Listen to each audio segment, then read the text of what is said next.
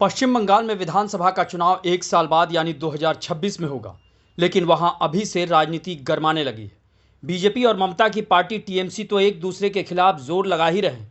इसी बीच पश्चिम बंगाल कांग्रेस के पूर्व प्रदेश अध्यक्ष अधीर रंजन चौधरी ने ममता बनर्जी के लिए नमक हराम शब्द का इस्तेमाल कर यहां की सियासत को और गरमा दिया है। वैसे भी अधीर रंजन और ममता के बीच दशकों से 36 का आंकड़ा माना जाता है और कहा यह भी जाता है कि पश्चिम बंगाल में ममता और कांग्रेस के बीच दूरी की असली वजह अधीर रंजन चौधरी ही हैं।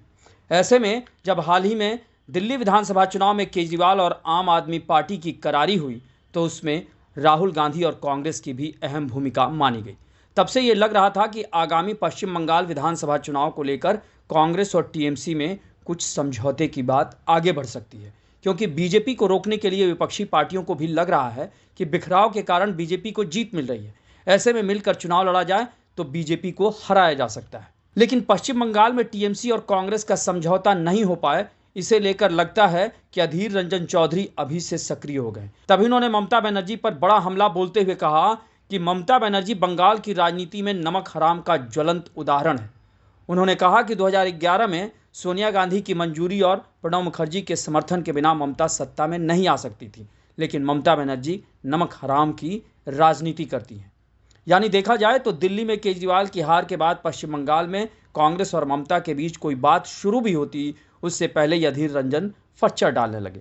हालांकि लगातार लोकसभा चुनाव जीतते आ रहे अधीर रंजन चौधरी 2024 का लोकसभा चुनाव हार गए, जिससे वो पहले की तरह प्रभावी नहीं रहे और पार्टी ने उनसे प्रदेश अध्यक्ष भी छीन ली है। ऐसे में वो कितना प्रभावी होंगे ये तो वक्त बताएगा। लेकिन पश्चिम बंगाल में अभी चुनाव होने में एक साल बाकी हैं, लेकिन अधीर रंजन चौधरी ने अपनी तरफ से अपनी सियासी बिसात बिछानी शुरू कर दी है। लेकिन इसी बीच पश्चिम बंगाल में ममता बनर्जी और बीजेपी दोनों एक दूसरे को हराने के लिए अभी से कमर कसे हुए हैं।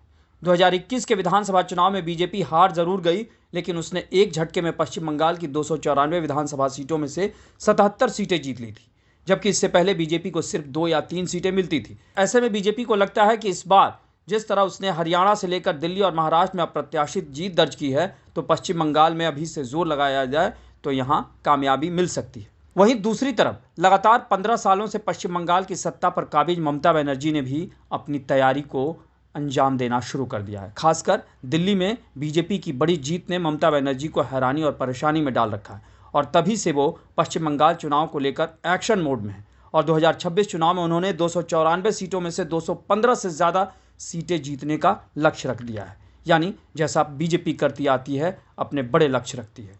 कोलकाता के नेताजी इंडोर स्टेडियम में तृणमूल कांग्रेस के एक बड़े सम्मेलन में ममता बनर्जी ने 2026 विधानसभा चुनाव में फिर खेला होबे का दावा किया। ममता बनर्जी ने आरोप लगाया कि महाराष्ट्र और दिल्ली में बीजेपी की जीत मतदाता सूचियों में हेरफेर का नतीजा है। उन्होंने कहा कि मतदाता सूचियों में गड़बड़ी को महाविकास अघाड़ी आम आदमी पार्टी भले ही नहीं पकड़, लेकिन टीएमसी ने पश्चिम बंगाल में ये गड़बड़ी पकड़ ली है। ममता ने मंच से एक सूची दिखाते हुए दावा किया कि इसमें फर्जी मतदाताओं के नाम है और इसमें सभी जिलों के उदाहरण हैं और हरियाणा गुजरात के लोगों के नाम पश्चिम बंगाल के मतदाता के रूप में दर्ज है। एक ही electoral photo identity card number होने के बावजूद ऑनलाइन फर्जी मतदाता जोड़े गए।